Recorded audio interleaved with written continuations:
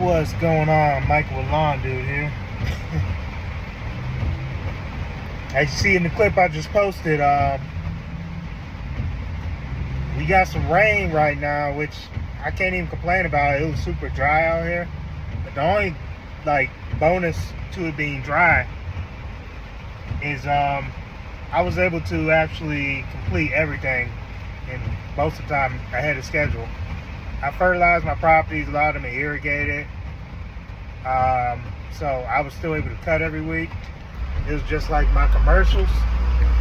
My commercials, a lot of them weren't growing because they don't irrigate them. And obviously you're not really complaining too much about that, because if you did the contracts right, most of the time, being on a 12-month fixed payment schedule, you know, it doesn't really hurt you for the grass not to grow as much. It just gives you more time not to skip mowing, but to take care of other services on the properties, like shrub trimmings.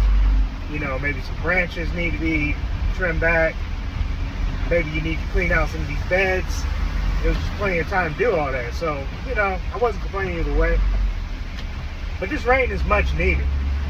But it's been, they said usually we get 2.5 inches of rain in this area for the month of June, and we didn't get any of that. We were short of that, and within the past 2 days we're saying we got almost 3 inches of rain. I believe it because I'm driving down the main road right now and it's slightly flooded. Now you're gonna see a clip right here that where I went out yesterday. It was like a light rain drizzling. You know, a lot of people in the lawn care industry say don't mow in the rain. You know, you'll tear up lawns, you'll rut them up, mud stripes, whatever. I'm showing you one of the many lawns that I did yesterday. They were all pretty much my big estate lawns. I did 18 jobs yesterday. Long day. But you'll see in the video, it's just stripes on a lawn, no mud stripes, no ruts. I know most would say, oh, well, you know, it wasn't raining. It was definitely raining.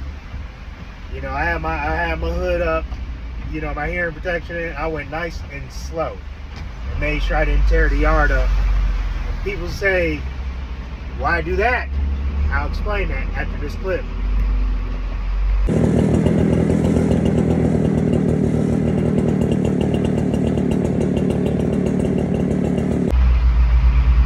Alright, so after that clip, see how the yard looks? That's how all my yards look when I left them yesterday. Now I know most would say I wouldn't do that, I wouldn't cut it in light rain. Well, it's different things for different companies. I learned managing a lawn care company before I went full time that you can't always stop for all rains. Now if it's heavy downpours like it is right now as we speak, that's different. So yeah, it is a double-edged sword, man. It's like you really need the rain to stay busy. That's why I say I don't complain about it. But people go, how can you cut a customer's lawn when it's this wet? So I'm trying to back into the driveway. I had to call it early. I might try to go out a little bit. Route density, y'all.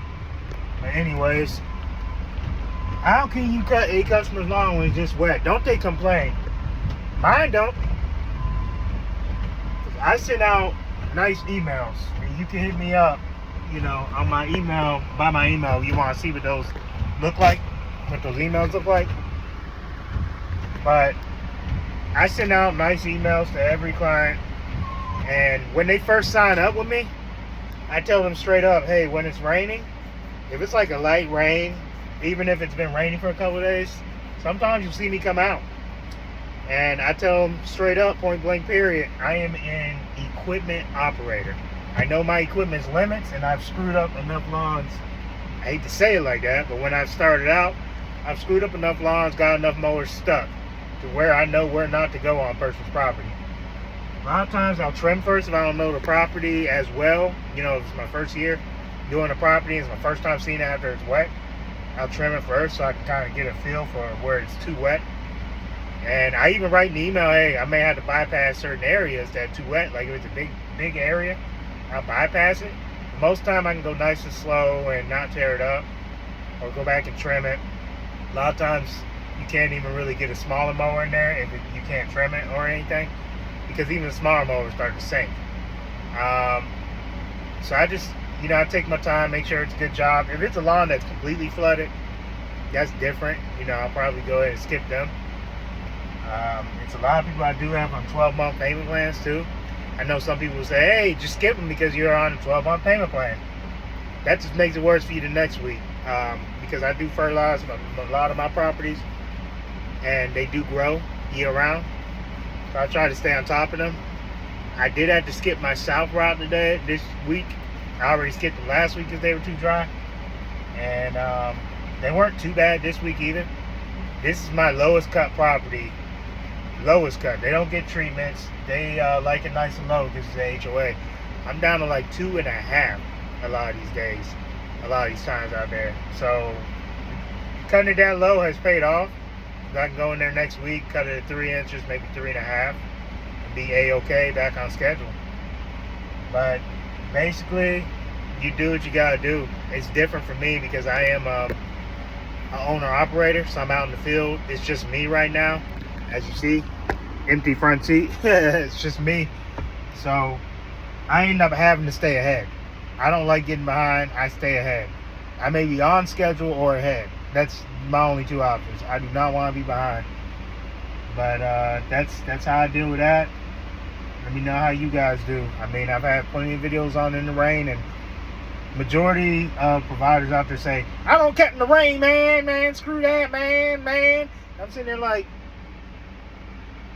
come on now. It's not the same for everyone. It's not the same for everyone. If it's a light rain, cool.